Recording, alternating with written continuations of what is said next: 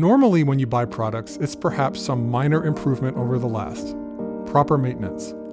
But on occasion, you come across a product that is so unquestionably superior to what you have that you are forced to say the phrase, "I've been doing it wrong." Hey, what's up everybody? Daniel here from Never Enough Tech.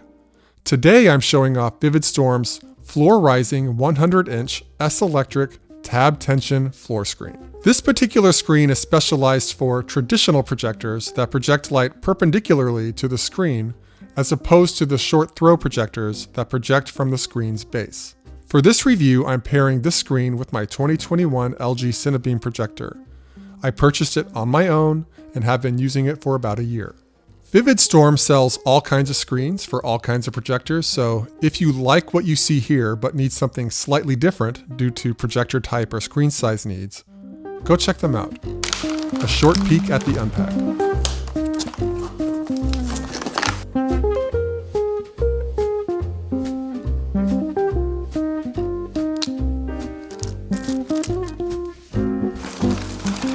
There it is.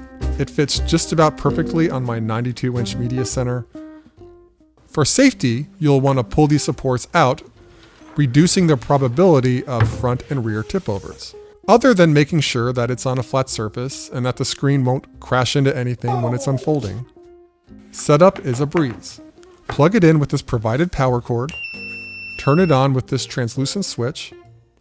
I assume that sound is a bad child alarm, and then click this directional switch to witness the ascension.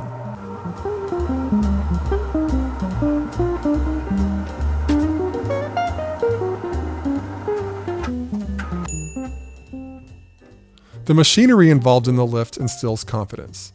There is a metal bar along the top of the screen in the back, which is pushed up with these brawny, expanding V-shaped metal supports powered by this tubular motor. The screen, when expanding, will exceed the final height and adjust slightly down to remove any wrinkles. They need to share their wrinkle technology with my shirts. The screen is very flat.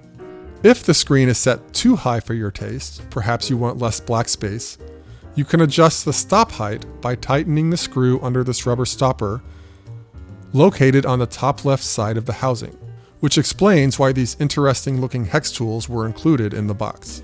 As you may not want to walk over and manually press the up and down button on the projector housing hundreds of times, as fun as I make it look, you are given not one, but two remotes, a black one with IR that requires line of sight with this receiver, and another, the white one, with RF that can function without line of sight. Each can raise, lower, and stop the projector screen.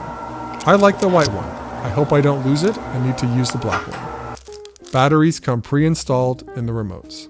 Both remotes come with matching holders and screw mounts. Now, if even the remote is too much of a lift, a USB trigger is provided.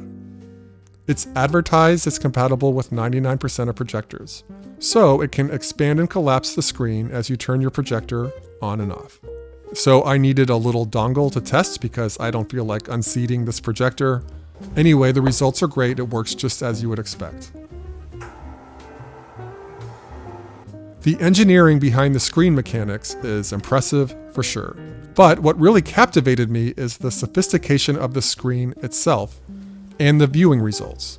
As you can plainly see, it's dark gray, not white. And it's friggin' thin, like paper thin. Very slick. I didn't even know projector screens like this existed. A normal white projector screen like this receives light from the environment and the projector, and then kind of reflects all that back to the viewer, meaning you are receiving light that you don't want, like through a window or ceiling light, leading to kind of the worst a projector has to offer, a barely visible, washed out, diluted image. Let's take a really close look at vividstorm's screen. The primary way the screen is able to motumbo unwanted light from the viewer is via these spectral reflectors, or sparkly specks. So instead of the screen absorbing and diffusing incoming light in many unhelpful directions, as my white screen tends to do, these reflectors send some of that would-be diffused light along its way by reflecting it forward, perhaps as a rock skips off the water. Okay, substitute teacher science class is over. Let's see the screens in action. We have 4 demos for your edification. light and dark conditions, tested with my traditional white projector screen and vividstorm's ALR screen. We'll start with the light condition. Ample ambient light from the many bulbs above, and we're even getting some sun through the windows. Lucky us. This time of year is mostly gray where I live. My white screen. Blurry lines, colors so faded that they're barely distinguishable from the screen color. Overall, just plain unpleasant. This screen is categorically not suited for these conditions. The vividstorm screen. Huge difference. Much higher contrast, richer colors, much easier on the eyes. Perfect? No. But could I possibly use this in my living room and watch it during the day without turning my house into a crypt? I'm leaning yes.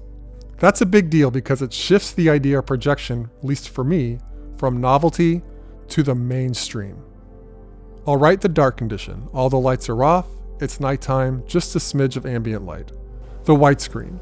Everything should look better, and it does. Projectors shine when it's really dark, even on traditional white screens.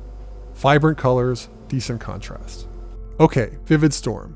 Again, looks really great. With this projector screen combo I'm showing you, you can get some beautiful rich colors and impressive contrast. The fundamentals for a very enjoyable movie experience at home. But the benefits are less noticeable for sure, as there is very little ambient light to absorb.